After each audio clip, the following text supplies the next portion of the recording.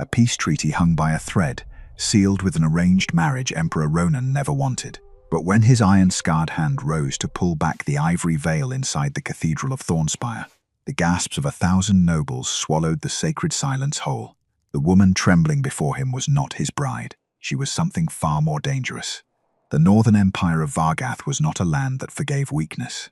It was a realm of obsidian peaks and snow-buried forests, where winter arrived without warning and wolves ran beneath moons so large they seemed close enough to bite. The rivers froze solid by the first breath of autumn. The passes between mountains became walls of white silence that swallowed entire battalions whole. The people who survived in Vargath did not merely endure the cold, they became it.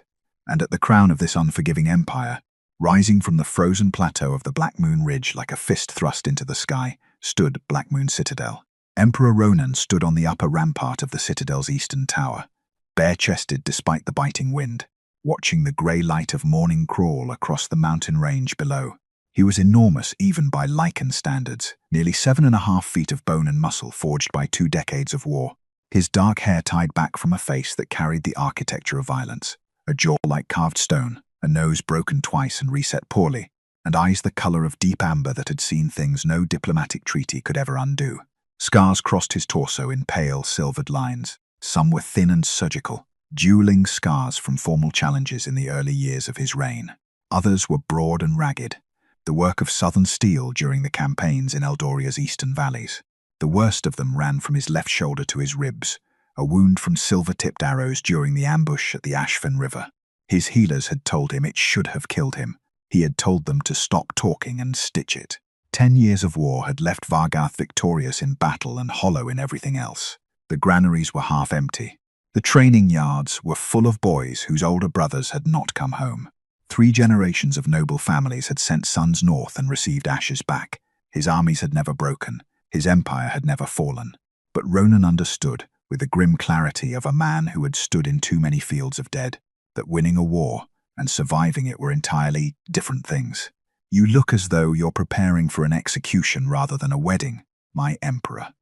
The voice came from behind him, low, measured, carrying the particular patience of a man who had spent 15 years learning how to deliver unwelcome truths without losing his head. Ronan did not turn immediately. "Perhaps I am," he said. Cale stepped out onto the rampart, a heavy ceremonial mantle folded over one arm. He was Ronan's beta general, shorter than the emperor by a full head, broader in neither shoulder nor jaw, but with the kind of stillness that made lesser men uneasy in his presence.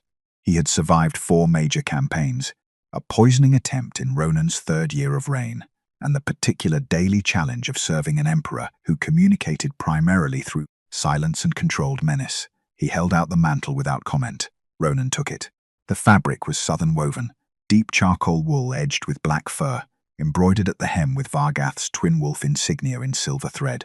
It smelled faintly of cedar and foreign craft, nothing like the wood smoke and iron that clung to everything in the citadel. He pulled it over his shoulders and began fastening the clasps with deliberate slowness, as if delaying each one bought him something. "Lord Aldrich offers me peace wrapped in a wedding vow," Ronan said finally. "We both know what it actually is. A leash," Cale agreed, without softening it, "but one that secures the southern passes and ends the bleeding." He fell into step beside the Emperor as Ronan moved back inside, ducking through the stone archway that opened into the upper corridor. "We have lost 43 senior Lycans in the last campaign season alone. The pack healers are reporting transformation sickness in younger warriors. They're shifting under stress before they're ready. The war has taken a toll that victory tallies do not measure." Ronan said nothing. He knew the numbers. He had memorized the numbers the way he had memorized battle maps, not because he needed them in front of him, but because forgetting them felt like a betrayal of the dead. "Lady Celeste of House Aldrich," Cale continued, in the tone of a man reciting intelligence rather than making conversation, known across Eldoria as the Jewel of the South. "Daughter of Lord Aldrich, one of the most powerful human nobles below the Thorn Wall. The marriage secures an alliance that opens trade through the Meridian Gate and guarantees a generation of undisputed border peace." A pause. "She is also, according to every courier and spy we have sent south, extraordinarily difficult."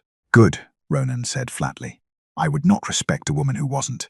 Cale allowed himself a small expression that stopped short of a smile. "She has reportedly dismissed 3 previous betrothal arrangements, publicly insulted the Duke of Halvorn at a state dinner, and once described the northern Lycan territories as, and I quote, a very large, very cold mistake.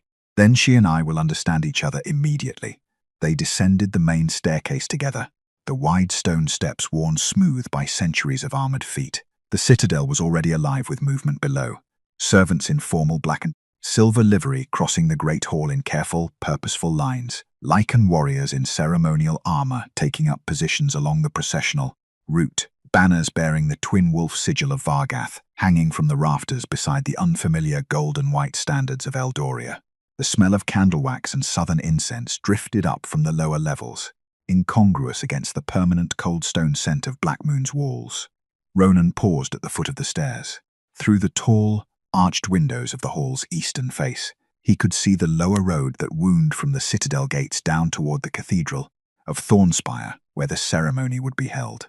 The cathedral had stood for 300 years at the foot of the ridge, a massive structure of pale stone and coloured glass that the old builders had constructed at the exact point where northern and southern territories had once met.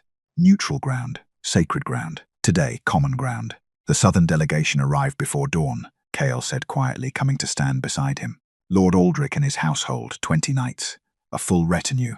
He paused. The bride's carriage came through the gates an hour ago. Ronan stared down at the cathedral road. Something moved in the back of his awareness. Not thought, not strategy, but the older, deeper sense his wolf carried. A low, unformed unease, like a sound heard from too great a distance to identify. He had learned long ago not to dismiss that feeling. It had saved his life twice in open battle and once in a corridor at midnight. He dismissed it now. Today was politics, not war. He was wrong about that. Below, the great bells of the Cathedral of Thornspire began to ring. The bride had arrived, and something in Ronan's wolf stirred, not in recognition, not in welcome, but in the ancient bone-deep language of warning. Before we continue, to all our returning listeners, thank you for coming back and sharing these stories with us. And to those joining us for the first time, we're so glad you found your way here. If you'd like to support the channel and enjoy special member perks, consider becoming a channel member. We'd be honored to have you as part of our growing community. The Cathedral of Thornspire had been built to humble even the proudest man. Its ceiling soared 40 feet above the nave, ribbed with pale stone arches that caught the light from 100 suspended candles and scattered it in trembling fragments across the floor. The windows were ancient colored glass, deep blues and blood reds depicting the old gods of north and south, in uncomfortable proximity, as if even the cathedral's builders had understood that peace between these two peoples would always require something sacred to hold it together. Today the space was full to its walls. Southern nobles occupied the left rows in silks and velvets, their colors warm, golds, creams, deep burgundies. They held themselves with the precise, practiced composure of people determined not to appear afraid. Many were. Ronan could smell it from the altar, the sharp, particular scent of human anxiety poorly disguised beneath expensive perfume. On the right, Lycan warriors and northern nobility stood in ceremonial armor and dark furs, their stillness the watchful kind. Several of the younger wolves kept their eyes on the human contingent with an alertness that had nothing to do with celebration. Old war instincts did not vanish simply because a treaty had been signed. The Bishop of Thornspire stood at the altar, a thin, white-haired human in ceremonial robes that pooled at his feet, his expression carrying the particular strain of a man tasked with presiding over something far larger than religion. Ronan stood before him and felt nothing approaching peace. He had positioned himself with his back straight and his hands loose at his sides, the ceremonial mantle sitting heavily on his shoulders. Cale stood 3 paces behind him and slightly to the right, close enough to serve as witness, far enough to be discreet. The amber of Ronan's eyes had gone very still. He watched the cathedral doors at the far end of the nave and waited. The processional horn sounded. The doors opened. The bride entered. She moved slowly, too slowly for ceremony, Ronan noted. Not the measured, deliberate pace of a woman making an entrance before 1,000 witnesses. Something else, something effortful and careful, like each step required private negotiation. The ivory wedding gown was elaborate, layered silk and heavy lace that swept the stone floor, long sleeves that covered her arms entirely to the wrist, a veil so thick it rendered her face completely invisible. She carried a bouquet of white roses that trembled visibly with the movement of her hands. His wolf stirred again. Ronan kept his expression still and watched her come. She was slight beneath the gown. That much was clear even at distance. The celebrated Lady Celeste was reportedly tall and golden and moved, according to every account, with the confidence of a woman who had never once doubted her own welcome in a room. This woman walked as though she was trying to take up as little space as possible. Her shoulders were drawn forward. Her veil moved in small, shallow rhythms that spoke of breathing kept deliberately controlled. 20 feet away, the scent reached him. Ronan's entire body went quiet. Not perfume. Beneath the layers of southern fragrance, the rosewater, the incense worked into the fabric, the cedar of the gown's chest. Beneath all of it, something else. Something that did not belong in a southern noblewoman's wedding preparations. Rain, pine resin, and beneath that, barely present, almost scrubbed away entirely, the cold metallic edge of old fear. Fragments hit him without invitation. Rain hammering stone, the smell of rotten iron, silver chains that burned where they touched his wrists, his throat, the bones of his hands. Darkness so total he had tracked time by the sound of water dripping through cracks in the ceiling. The absolute certainty after the third day that no one was coming. Then a sound, soft, careful, a door that should not have opened. A shape in the darkness, small, trembling, smelling of pine and rain and terror so acute it had nearly matched his own. "Hurry, please. There isn't much time." Ronan blinked. The bride had reached the altar. She stopped beside him and did not look up. This close, the trembling in her hands was unmistakable. The bouquet shook against the front of her gown. A gap had opened between the lace at her collar, a small thing, barely noticeable, and through it, at the edge of her neck where silk met skin, the yellowing edge of a bruise pressed outward like a secret trying to surface. The bishop began the ceremony. Ronan heard none of it. His wolf had gone very, very still in the way it did before something irrevocable happened. And so, by the ancient bonds of treaty and the witness of both gods and men, the bishop's voice rose toward its final cadence. Let the groom now unveil his bride, that both kingdoms may bear witness to this union. Silence collapsed over the cathedral like snowfall. Ronan raised his hand. His fingers found the edge of the veil, ivory lace cold to the touch, and he drew it back slowly, the fabric whispering against itself as it rose.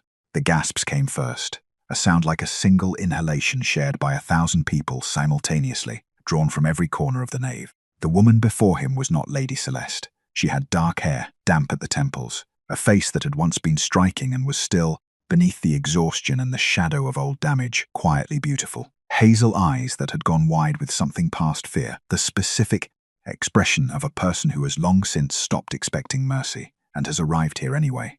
A brand mark curved at the base of her throat where the collar had hidden it. Her lips parted. "Please," she whispered, so low only his wolf could catch it. "Please don't send me back." The world narrowed to the space between them. Rain, pine, silver chains. A shape in the darkness, trembling, pressing a key into his burned palm, with hands that shook just like these. Ronan knew her. The silence lasted exactly 3 seconds. Then the cathedral came apart. The sound was not a single voice, but a collision of them. Southern nobles rising from their benches. Lycan warriors shifting forward with hands moving instinctively toward weapons. The bishop stepping backward with his ceremonial scroll, clutched to his chest like a shield. The colored light through the windows continued falling across the stone floor, indifferent to the chaos beneath it. Witchcraft. Lord Aldrich's voice cut through the noise, with the precision of a man who had rehearsed this moment. He was on his feet in the front row of the southern contingent, a tall, silver-haired noble whose face had been arranged into an expression of magnificent outrage. His hands were raised, his rings catching the candlelight.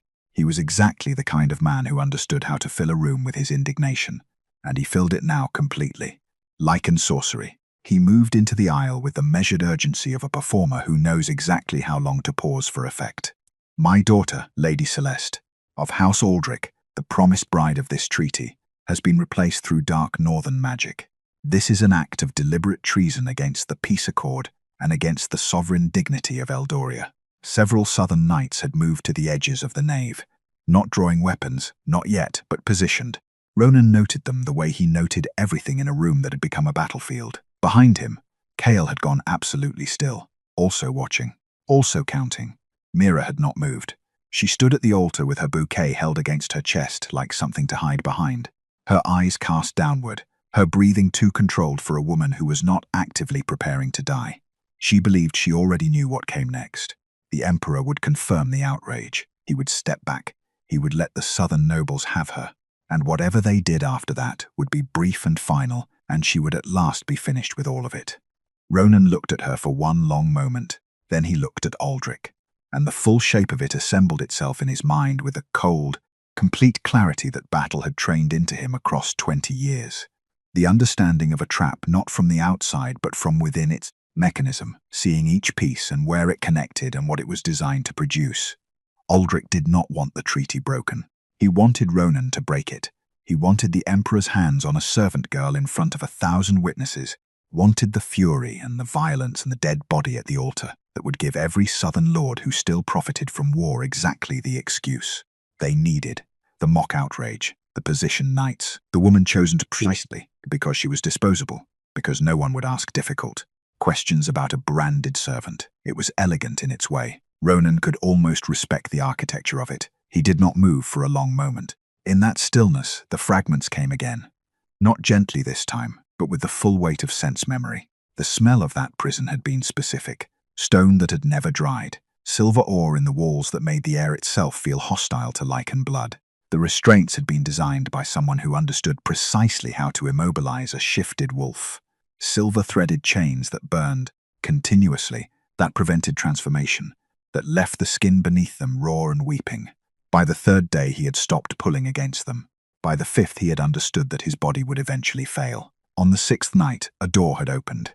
She had been perhaps 19, a servant. From her clothing, rough-spun dress, no shoes despite the stone floor, her dark hair escaping a loose braid. She had carried a single candle and a ring of stolen keys, and she had been shaking so badly the keys rattled against each other in the dark. She had tried 3 keys on his chains before the 4th opened the first restraint. She had not spoken except once when he had asked her name. Don't. If you don't know it, you can't give it to them.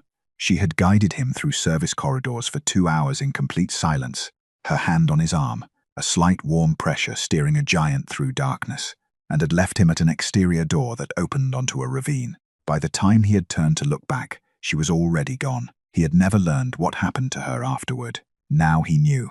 Ronan turned from Aldrich to face the altar. He stepped forward, 1 step, placing himself between Mira and the cathedral full of noise and calculation, and the movement alone silenced the nearest section of the crowd. He was, when he chose to make his size felt, a genuinely terrifying presence. He chose to make it felt now. His voice when it came was not raised. Did not need to be. She is my bride. The noise in the cathedral dropped sharply. She was presented before this altar. I have lifted the veil. The ceremony has reached its completion. He turned his eyes to the bishop, who had gone the particular color of old parchment. By the ancient law of Vargath, the rite of the open altar, any bride received by the emperor before witnesses becomes bound to the imperial house. Regardless of name or origin, a pause. The bishop's mouth opened, closed, then quietly. The law stands. Ronan turned back to face the cathedral. She is my empress. Lord Aldrich's manufactured outrage flickered, just once, just briefly, into something that was not outrage at all, something that recalculated. Then he bowed, deeply, his face reconstructed into gracious defeat, and began moving toward the cathedral doors, with his retinue folding in around him. In the shadow of his turned back, hidden from every eye in the cathedral, except the 2 Lycan guards closest to the door, who would not know what they were seeing, the corner of Aldrich's mouth pulled upward. The wedding trap had failed, but the wedding trap had never been his real plan. Mira had been inside prisons that looked like rooms before. She knew the logic of them. The soft bed that was still a cage, the meal that arrived before the questions did, the kindness that preceded the cost. Lord Aldrich's household had operated on precisely that principle. Comfort extended, then withdrawn. Hope offered, then used. She had learned, across years of service in that house, that the shape of a place meant nothing. What mattered was the door, and who held the key. So when the carriage passed through the gates of Black Moon Citadel and she was led, not dragged, not shoved, led, through a corridor of pale stone into a wing of the citadel that smelled of wood smoke and medicinal herbs, she did not allow herself to feel anything about it. She catalogued it instead. Wide corridor. 2 guards at the entrance, Lycan, armed but not hostile in posture. Stone walls hung with dark tapestries that reduced the cold. A fireplace at the far end of the room she was brought to, already lit, burning high. A bed with actual linen. A copper basin of steaming water on a side table. She stood in the center of the room and waited for the condition attached to all of it.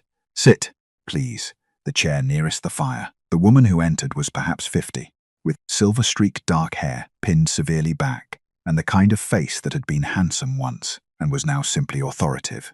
She carried a leather case with the worn, competent look of a tool used daily for decades. Her eyes moved over Mira once, not unkindly, but with the clinical attention of someone accustomed to assessing damage quickly.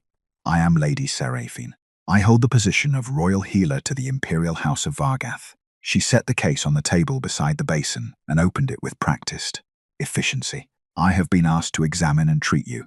You are not required to consent, but I would prefer that you did. It tends to go better for both of us. Mira sat. She consented because the alternative required energy she did not currently possess. What followed was conducted with extraordinary gentleness and complete professionalism, which made it in some ways harder to endure than roughness would have been. Seraphine worked without commentary and without flinching, which Mira had learned to recognize as the mark of someone who had seen worse and chosen, deliberately, not to perform shock for the benefit of the patient. The brand at her throat. 3 cracked ribs, 2 partially healed and 1 recent.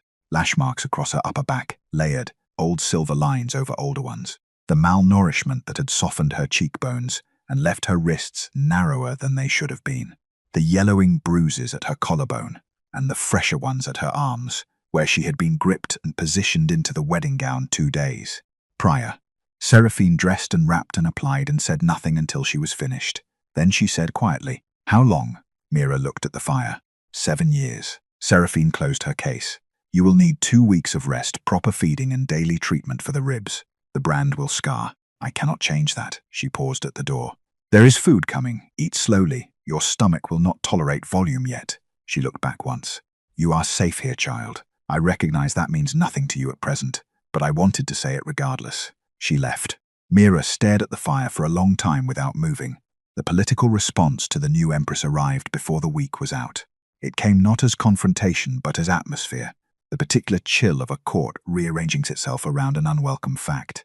Lycan nobles who passed her in the corridors, with their eyes directed precisely above her head. Conversations that stopped at a threshold she had not yet crossed. A formal petition, delivered to Ronan's council chambers on the 3rd day, signed by 7 noble houses, questioning the legal validity of the right of the open altar when applied to a human commoner of no documented lineage. Ronan returned the petition unsigned with a single line appended in his own hand. The law does not consult preference. Mira heard about this second-hand from one of Seraphine's assistants and filed it away with the same careful neutrality she applied to everything. She was not ungrateful. She understood with the precise political literacy that years of invisibility in Aldrich's court had given her, exactly what Ronan's declaration had cost him internally. She also understood that gratitude was not the same as safety, and that a man who had claimed her in a moment of principle was not necessarily a man who had thought through what came after it. She began, cautiously, to observe him. He visited the healing wing on the 4th day, not announced, not formal, appearing in the doorway with the slightly awkward quality of a man who had intended to check whether something was being managed correctly, and found himself uncertain of the protocol. He asked Seraphine 2 questions. He looked at Mira once briefly, with an expression she could not immediately categorize. He left a stack of territorial maps on the table outside her door the following morning. No note, no explanation. She spent 3 hours with him that afternoon, reading the southern border annotations with the focused attention of someone who recognized several strategic errors immediately. She did not mention this to anyone. On the 7th night, she woke before dawn from a dream she did not remember and sat at the window with her knees drawn up, tracing the raised edge of the brand at her throat with 2 fingers in the dark. An old habit, a private inventory of damage, something she did when the silence became too large. She did not hear the footsteps in the corridor outside. She did not know anyone was there until the shadow shifted in the gap beneath the door, pausing and went still. She turned. Through the gap, she could see the outline of boots. Very large boots, motionless. He had heard her crying. She hadn't realized until that moment that she had been. He did not knock. He simply waited, long enough that Mira had time to wipe her face and pull her sleeve down over the brand, long enough that the choice to open the door or not became hers. She recognized the consideration in it, the same way she had recognized the maps left without explanation. Ronan, she was learning, communicated most honestly in the things he did not say. She opened the door. He looked at her once, the amber of his eyes steady and without the performance of not noticing. Then he looked past her at the room, the dying fire, the untouched water glass, the window she had been sitting at, and said nothing for a moment. There's a room 2 floors up, he said finally. A study. I go there when the citadel becomes too much. A pause. If you want to be somewhere other than here. It was not an order. It was not quite an invitation. It was the particular offer of a man who understood that sometimes the only remedy for a bad hour was a different room. She followed him. The study was small by the Citadel's standards, a square room lined with territorial maps and campaign records, a table scarred from decades of use, 2 chairs before a fireplace that Ronan lit himself with the efficiency of long habit. A wolf slept in the corner, enormous and grey, who opened one eye at their entrance and closed it again. They sat. For a while neither spoke. The fire built itself up between them, and the wind moved against the shuttered window, and the wolf in the corner breathed slowly, and the silence had, surprisingly, no demand in it. Then Ronan said, I remember everything. Mira looked at him. The prison at Ashford, the chains, the door. His eyes were on the fire. I remember your hands, the keys, the corridor that smelled of river water and old timber. He paused. I remember what you told me when I asked your name. Don't. If you don't know it, you can't give it to them. The words arrived in her memory in her own voice, 7 years younger and rigid with fear. I tried to find out what happened to you, he said. Afterward, the scouts I sent back came with nothing. A servant girl, unrecorded, no family name. Aldrich's household denied any knowledge. A muscle moved in his jaw. I concluded you had hidden yourself successfully. I told myself that was the most likely outcome. It wasn't, Mira said. She had not planned to tell him. She had planned with the careful architecture of a person who has learned that information is the only currency that cannot be taken away, to keep it. But something about the room, the fire, the sleeping wolf, the absence of an audience, made the calculation feel unnecessary. They found me the same night, she said. Someone saw me near the prison block. I was arrested before dawn. She kept her voice level, the way she had trained herself to discuss it, as sequence rather than experience. Branded as a traitor to Eldoria, sold into Lord Aldrich's household as a bonded servant. The brand was Aldrich's own mark. It meant I was his property under the southern law, unrecoverable, invisible. She paused. I was 19. The fire cracked. Ronan was very still in the way that she had learned in 1 week of observation meant the stillness was doing significant work. I did not know, he said. The words carried a weight that was not quite guilt and not quite grief, but lived in the territory between them. You couldn't have. She meant it factually, not as absolution. But she watched something in him receive it as both. How old are you now? He asked. 26. 7 years. He did the calculation visibly, and she watched him do it, and neither of them said what it amounted to. What followed, gradually and without announcement, was conversation. Real conversation. The kind that builds its own permission as it goes. He told her about the prison in fragments, the silver sickness that had followed him for months afterward, the particular humiliation of a Lycan emperor captured and chained in a basement like an animal. She told him about Aldrich's household with the measured precision of an intelligence report, which it essentially was. She had spent 7 years invisible in one of Eldoria's most powerful noble houses. She had heard everything. At some point, the maps on the table became part of the conversation without either of them deciding it. She showed him 3. Lord Varys of Morthane publicly supports the peace accord, she said, tracing a southern province. He is, also quietly, supplying grain credits to Darius's northern operation. These 2 noble houses, her finger moved, both lost revenue when the border trade shifted. They have more to gain from resumed conflict than from the treaty terms. Ronan studied the map with the focused attention of a man recalibrating. How certain? Certain enough that I spent 2 years making sure I was certain. She looked up. I listened to every conversation in that household. It was the only thing I had to do. He looked at her then, not the brief, careful assessments of the previous week, but directly, with the full attention of someone seeing a thing clearly for the first time. You are not what anyone in that cathedral expected, he said. No, she agreed. That's what kept me alive. Something shifted between them in the silence that followed, small, unannounced, like a change in air pressure before weather arrives. Neither acknowledged it. The knock came at midnight. Hard, urgent, the specific rhythm of a soldier who has run to deliver something that cannot wait. Ronan was at the door before the second knock landed. The young scout on the other side was mud-soaked to the thigh, one arm bound in a rough field dressing already darkening through. Southern border, my emperor. His voice was stripped to its facts. Breached, Aldrich's forces. They weren't withdrawing. He held out a rolled dispatch. They were repositioning. The War Council convened before dawn. Blackmoon Citadel's strategy chamber occupied the Citadel's northeastern tower. Round room with a vaulted ceiling, walls lined with campaign records going back 3 centuries, and a central table large enough to spread 4 territorial maps across without overlap. Torches burned in iron brackets at intervals.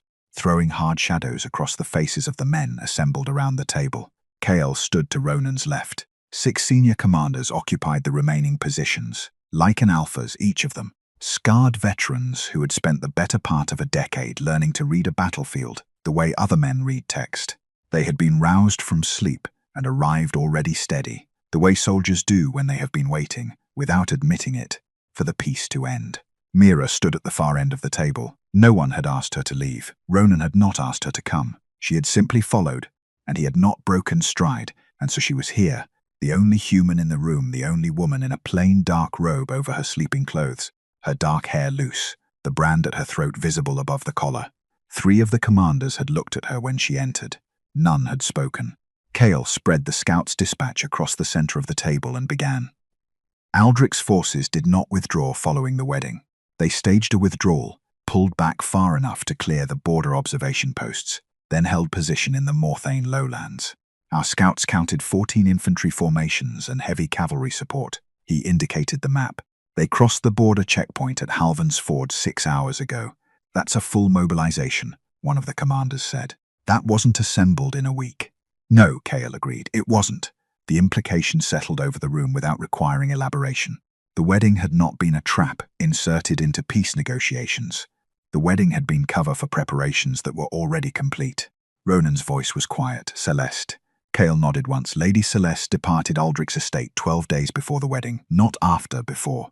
Her official itinerary placed her traveling to Thornspire by Southern Road. She never arrived. Her actual route, he moved his finger across the map, tracing northeast, appears to have taken her here, into Darius's territory. The name produced a specific quality of silence around the table. Darius was not an unfamiliar problem. He was a rogue like an alpha who had contested the imperial succession 6 years prior, lost, and retreated north of the Greywood with a loyal force and enough grievance to keep it organized. He had been, until recently, a manageable complication, too strong to eliminate cheaply, too isolated to threaten the Empire directly. Celeste brokered an alliance, Kale continued. We have 3 independent confirmations now. Darius commits his forces from the north, Aldrich drives from the south. Ronan is caught between them. The Empire fractures along the engagement lines, and Darius takes the throne in the chaos. He paused.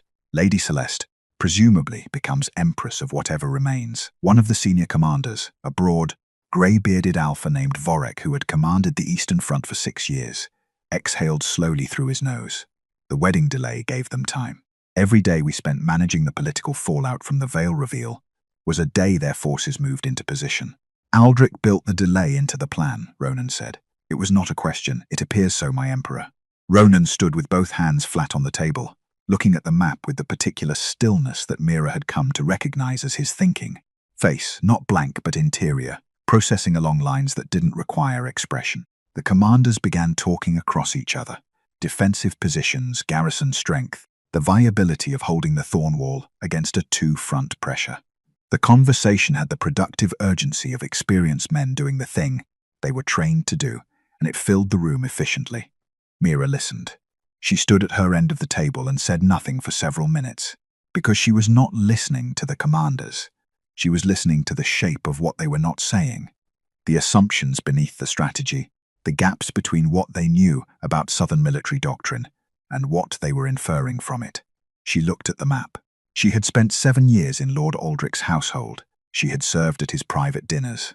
She had poured wine while his commanders discussed campaign logistics in the comfortable certainty that a branded servant was furniture. She had memorized everything. The heavy cavalry, she said. The conversation stopped. Every face at the table turned toward her with varying gradations of the same expression. The particular look of men who had forgotten, briefly, that she was there. She did not adjust her posture or qualify what she had said. She simply continued. Aldrich's heavy cavalry is his primary assault instrument. It's also his signature preference. He has used the same basic formation structure in every major engagement for 15 years. Wide front, dense center, designed to generate momentum across open ground and break defensive lines through sheer weight. She indicated the map without touching it. That works on the lowland plains south of the Thorn Wall. It works in the Eldorian Valley campaigns. It does not work in mountain terrain, because the horses cannot generate speed. The formation cannot hold width, and the density becomes a liability rather than an asset. Vorek was watching her with an expression that had moved past skepticism into something more attentive. Aldrich knows this, she continued, which means he intends to engage on open ground. He will try to pull your forces south, off the ridge, onto terrain that favors him. She reached forward and placed one finger on the map. A narrow pass cut between two peaks northeast of the citadel. A thin line on the parchment, easily overlooked, marked only with its geographic designation. Wolf's Hollow. She looked up at the table. Don't go south, she said. Draw him north. Into this. Her finger remained on the pass. This is where we win. The next 3 days belonged to preparation. Black Moon Citadel transformed with the particular efficiency of a fortress that had never fully believed the war was over. Armories that had been maintained, rather than mothballed, opened their doors within hours of the council's end. Forge fires burned through the night. Supply lines were calculated, adjusted, recalculated. Messenger wolves ran the mountain routes in rotating shifts, carrying dispatches to garrisons along the northern ridge and recall orders to the scattered patrol units operating in the Greywood's outer territories. Mira worked from the strategy chamber. Ronan had not formally assigned her the role. He had simply stopped removing her from the room when planning sessions began, and eventually the commanders stopped expecting him to. By the second day, Vorek was asking her questions directly, not warmly, not with any particular acknowledgement that this represented a shift, but with the pragmatic respect of a military man who had decided that accurate information mattered more than its source. She gave him accurate information. She drew Aldrich's standard cavalry formation from memory and annotated its weaknesses against confined terrain. She identified the 3 most likely approach routes based on the army's composition. Heavy cavalry required specific ground grades, specific clearance widths, and a commander who had never once in 15 years altered his fundamental preference for frontal momentum. She outlined the resupply logic, the march timing, the probable order of engagement. She also, on the second evening, quietly identified which of the 3 Eastern Garrison commanders had a brother-in-law in Aldrich's household, and suggested his orders be routed through Kale rather than the standard chain. Kale had looked at her for a long moment after she said that. Then he had rerouted the orders. The tender moment, when it came, arrived without announcement. It was late on the second night. The chamber had emptied gradually as commanders went to oversee their respective preparations, and until only Ronan remained at the table, studying the Wolf's Hollow approach map with the focused attention he brought to everything. Mira sat across from him, annotating a supply timeline by candlelight. The citadel was quiet around them in the way it only got after midnight, the deep, specific silence of a place holding its breath before something large. You should sleep, Ronan said without looking up. So should you. A pause. Something that was not quite a smile moved briefly at the corner of his mouth and was gone. He looked up then, and the candlelight was doing specific things to the angles of his face, softening the harder lines, catching the amber of his eyes at a warmth that his expression in daylight rarely showed. He looked for a moment, less like an emperor and more like a man who was very tired and had stopped just briefly performing otherwise. You've given us a real chance, he said. You understand that? I've given you information, she said. Your commanders are turning it into a chance. Those are different things. Mira. She looked up. Accept the thing I'm trying to say. She held his gaze for a moment, long enough that the silence between them acquired a texture it hadn't carried before, and then looked back at her work. Noted, she said quietly, but she did not immediately return to writing. The army departed at dawn on the third day. 4,000 Lycan warriors moved out of Black Moon Citadel in the grey pre-light, heavily armed, carrying the specific controlled energy of soldiers who had been waiting for orders to stop waiting. They took the northern ridge road, away from the southern border, away from the open lowland terrain where Aldrich's cavalry wanted to meet them, curving east through the mountain passes toward the Greywood's upper edge and the narrow cut of Wolf's Hollow beyond it. Mira rode near the command column. Ronan had come to her an hour before departure. He had stood in the doorway of the strategy chamber with his ceremonial mantle, replaced by full battle armor, dark iron plate fitted to his enormous frame, wolf-head pauldrons, the twin-blade configuration he apparently preferred in shifted combat, and he had told her, with complete directness and no softening, that he wanted her to remain in the citadel. We have a secure room in the eastern wing, he said. Seraphine will be there. Kale is leaving a garrison of... No, Mira said. He looked at her. I know the plan better than anyone in your command column except you, she said. If something goes wrong, if the approach timing shifts, if Aldrich's formation varies from projection, Someone needs to be present who can recognize it and adjust. Your commanders are excellent soldiers.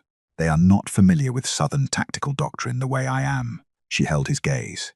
You trusted me with a crown in front of 1,000 people when you had every reason not to. Trust me with this. The silence lasted long enough to be a consideration rather than a refusal. You stay behind the ridge line, he said finally. You do not advance until the first phase is confirmed complete. And you take Seraphine's assistant as escort. He's a shifted wolf. He can move you out quickly if the position becomes compromised. Agreed. He held her gaze for one moment longer. Something passing through it that was not strategic and not imperial, and that neither of them addressed. And then he turned and walked toward the courtyard. Wolf's Hollow announced itself gradually. The road narrowed as the column moved into the mountain's shadow, the peaks rising on both sides until the sky became a grey strip above them.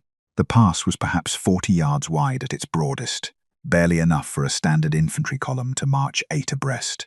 The walls were sheer and dark, streaked with old ice, broken at intervals by ledges and outcroppings that the Lycan advance units were already climbing in silence, taking their positions with the patience of hunters. Mira sat her horse at the ridge observation point and looked down into the hollow. It was a perfect trap. It was also inescapably a perfect place to die if anything went wrong. The waiting had a physical weight to it. Then, from somewhere south, distant, reverberating off stone until it seemed to come from everywhere at once, a horn sounded, then another. Then the ground began very faintly to shake. They came in exactly the formation Mira had predicted. The cavalry entered Wolf's Hollow in a wide front, or tried to. The pass accepted perhaps 12 horses abreast before the walls forced compression, and the wide front that Aldrich's commanders had drilled into muscle memory simply ceased to be possible. The formation pushed inward on itself, horses crowding flank to flank. The dense center Aldrich favored becoming not a weapon but a problem. 4,000 mounted soldiers pressing into a corridor that could not hold their width, could not accommodate their speed, could not give them the ground momentum that was the entire logic of their existence as a fighting force. Mira watched from the ridge and felt something cold and precise move through her. She had been right. She had spent 7 years being right about things in rooms where no one was listening, and the sensation of it mattering was almost more than she knew what to do with. Below, the cavalry filled the hollow. Then Ronan's signal horn sounded from the eastern wall. The Lycan units hit from 3 directions simultaneously. From the cliff ledges above the hollow's midpoint, the first wave descended, not charging down the walls but moving with a particular fluid, aggression of shifted wolves in terrain they had spent 2 days learning. They struck the cavalry's flanks before the horses could react, and horses, confronted with wolves at close range in a space too tight to wheel away from, did what horses do. They panicked. A panicking horse in open ground is a problem. A panicking horse in a 40-yard corridor packed with 4,000 other horses is catastrophic. The formation collapsed inward from both flanks simultaneously, the careful military geometry dissolving into confusion and noise, and the specific chaos of animals and men in a space that had suddenly become hostile to both.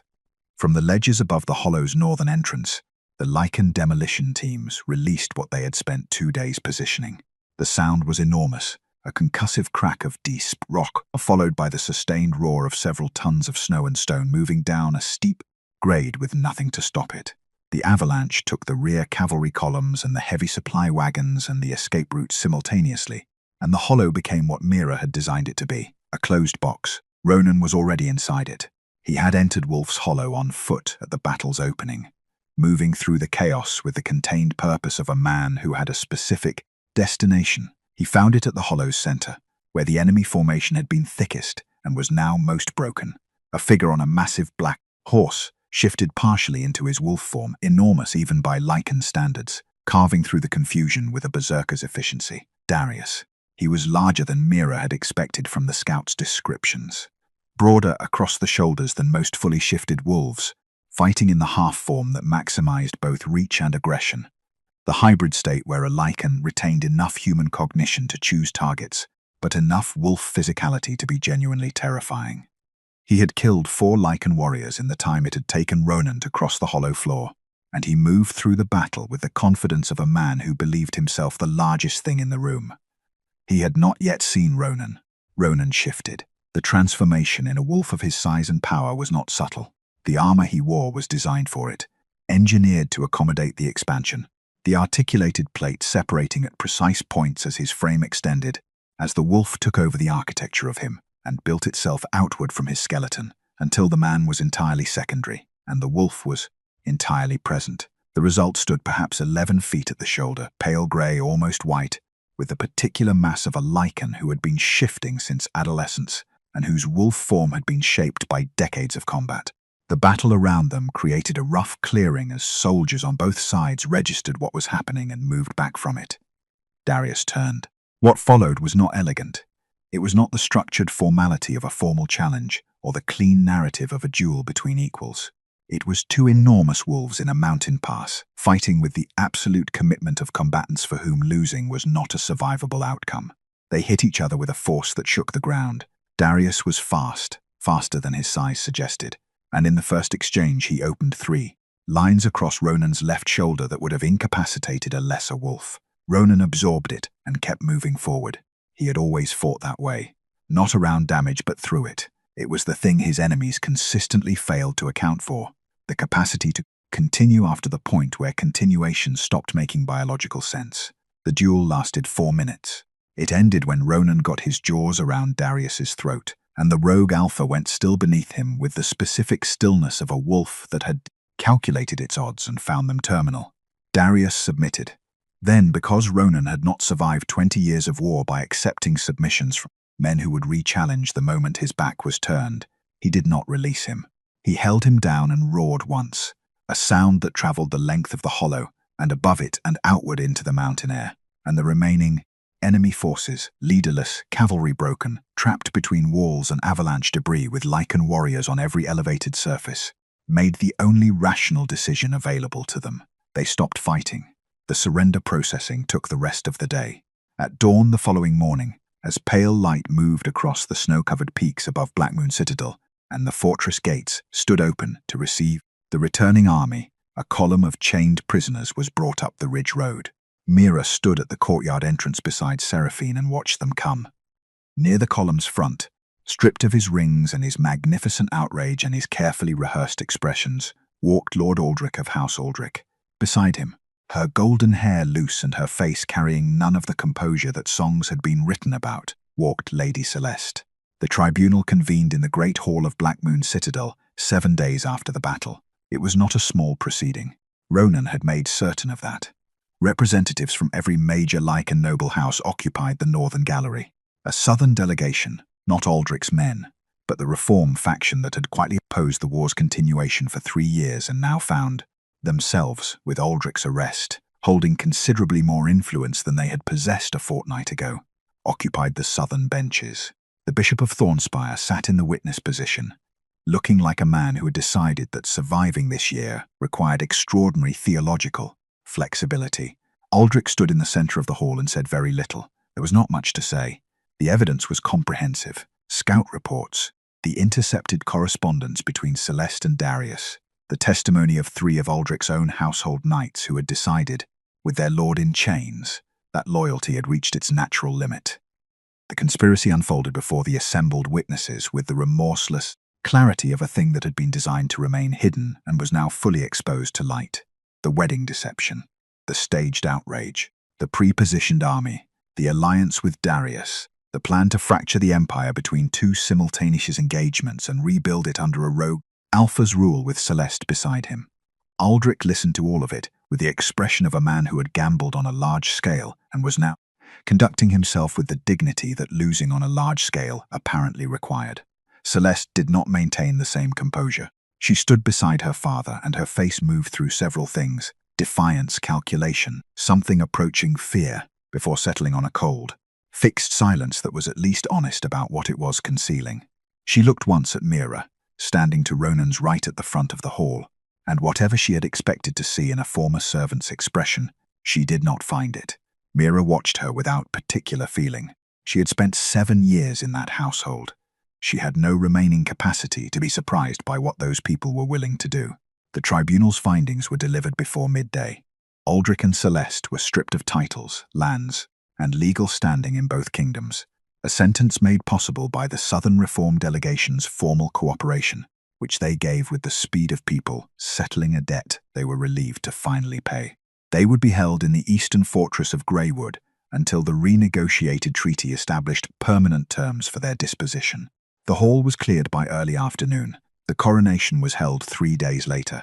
Ronan had offered to make it small. Mira had told him that small would be interpreted as uncertain, and uncertain would be used by the noble houses still processing their objections, by the southern lords recalibrating their positions, by anyone watching for a weakness in the new arrangement as an opening. She had said this with the same precise political literacy she applied to everything, and he had looked at her with the expression she had come to recognize as his version of admiration, which was largely indistinguishable from his version of respect, which she was beginning to understand was the same thing.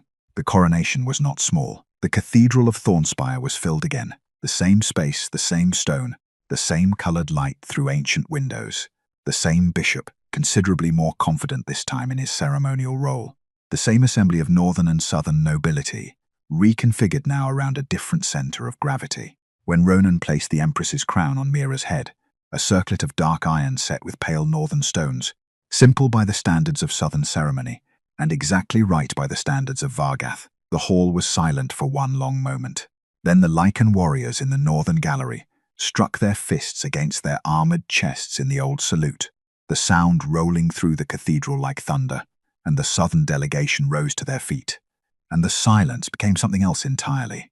Mira kept her eyes forward and her breathing steady and allowed herself, privately and completely, to feel it. That evening, after the ceremony and the formal dinner and the procession back through the citadel gates, Ronan found her on the eastern rampart. She was standing where he had stood on the morning of the wedding, looking out across the mountain range in the dark, the cold moving against her face, the crown set aside in favor of a plain wool wrap that Seraphine had pressed into her hands at some point during the evening. He stood beside her. For a while they said nothing, which had become, over the weeks since the cathedral, their most honest mode of communication. It began as a lie, she said finally, not an accusation, a fact being named. Yes, he said. They put me in that gown to be disposed of. The crown was never meant for me. She paused. None of this was meant to happen. Ronan was quiet for a moment. The wind moved through the peaks below them, carrying the smell of pine and cold stone. No, he said, but it did happen. He turned to look at her, and in the darkness his amber eyes were very steady. And I find I have no interest in the version of events where it didn't. She looked at him, something she had been holding carefully, at arm's length, at a manageable distance, in the protected place where she kept things that could be used against her.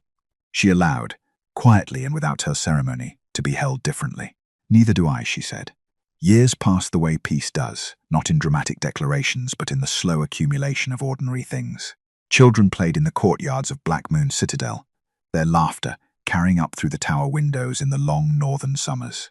The mountain passes opened for trade each spring, and the merchants came north, and the Lycan craftsmen sent their works south, and the border that had once been a wound became a seam, visible still but healed in the great hall on winter evenings, when the fire burned high and the assembly gathered after the evening meal.